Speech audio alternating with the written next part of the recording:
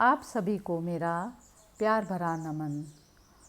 एक बार भक्त ने भगवान श्री रमण महर्षि से पूछा, हम आत्मा को कैसे जान सकते हैं? भगवान ने कहा, आत्मा तो सदा से है, इसे जानना नहीं है। यह कोई नया ज्ञान नहीं है जिसे प्राप्त करना होगा।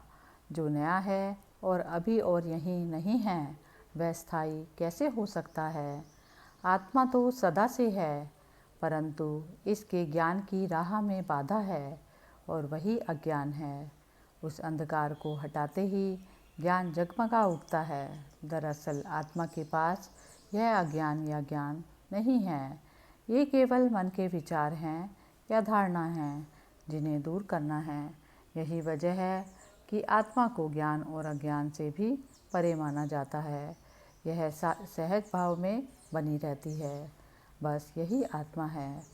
जिस तरह जलीय पौधों को हटाने के बाद उनके नीचे जल दिखाई पड़ता है, जो कि पहले से वहीं था, उसी तरह बादल हटने से नीला आकाश दिखता है, जो पहले से वहीं था, किंतु बादलों की वजह से छिपा हुआ था। एक बार एक व्यक्ति ने भगवान से पूछा कि भटकते हुए मन को कैसे वश में किया जा सकता है।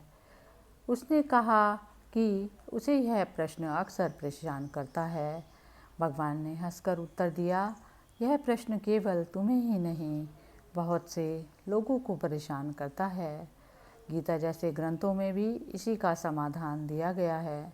गीता में कहा गया है कि जब भी मन भटके तो इसे वापस भीतर की ओर लाने के सिवा भला कोई दूसरा उपाय क्या हो सकता है? यह कार्य करना सरल नहीं, इसे अभ्यास से ही सीखा जा सकता है। उस व्यक्ति ने कहा कि मन जो चाहता है उसे पाने के बाद भटकने लगता है और उस वस्तु पर एकाग्र नहीं होता जिस पर हम उसे टिकाना चाहते हैं। जब इस तरह की शिकायत आती तो भगवान उत्तर देते कि आत्मानुसंधान के में मन के आगे कोई वस्तु नहीं रखी जाती। इसे केवल भीतर की ओर जाकर इसके स्रोत को खोजना होता है। हर इंसान केवल वही चाहता है जिससे उसे प्रसन्नता मिलती है।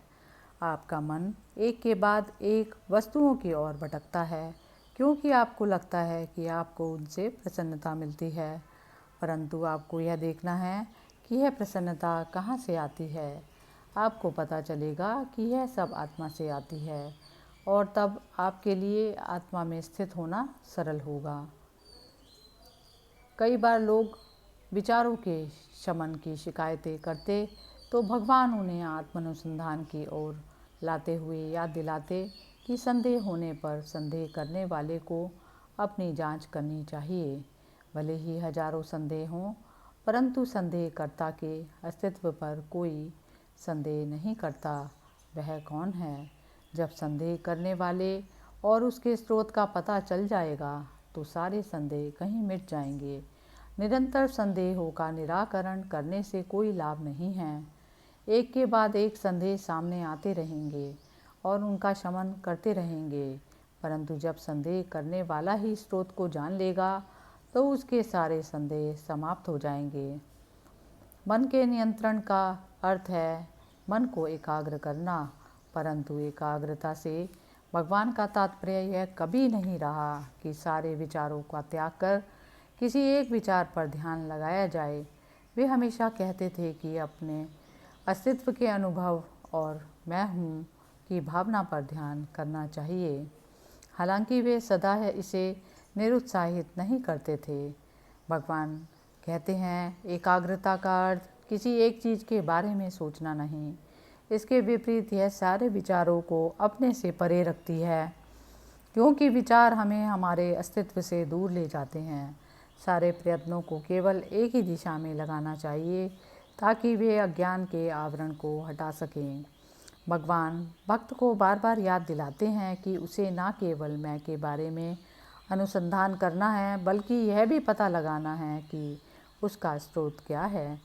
यह आत्मानुसंधान को एकाग्रता को दाईं और हृदय के साथ जोड़ता है। मन को पूरी तरह से आत्मा पर एकाग्र करने से प्रसन्नता या परमानंद का अनुभव होगा।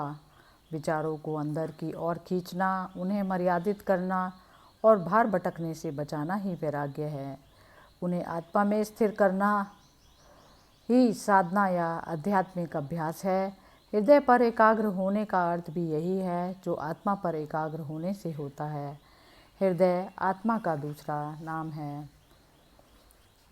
एक बार जी.वी. सुब्रमण्यम ने पूछा कि जैसा कि पुस्तकों में लिखा है कि अंतिम और परम सत्य को पाने के लिए हृदय की शरण में आना होगा, क्या शतदल कमल वाले सहस्त्रार तक जाने के बाद भी दाईं ओर स्थित हृदय तक आना होगा?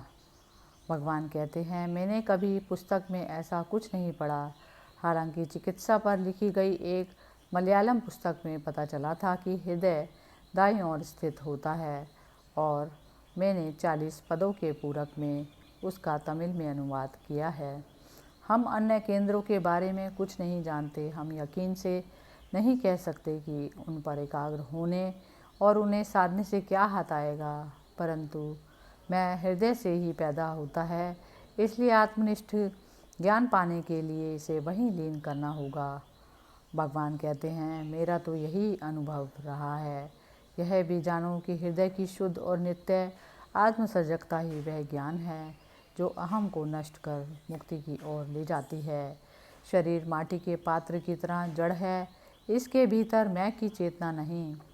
गहरी नींद में जब देह का भान नहीं होता, हम अपने सहज अस्तित्व को महसूस करते हैं। यह देह मैं नहीं हो सकती। तब ये मैं कहाँ से उत्पन्न होता है? वह कहाँ है? यह उसके हृदय में स्थित है जो जानता है और आत्मा में स्थित है। भगवान अरुणाचल शिव ही मैं वह हूँ कि चेतना में जगमगाते हैं। हरि ओम तत्सत।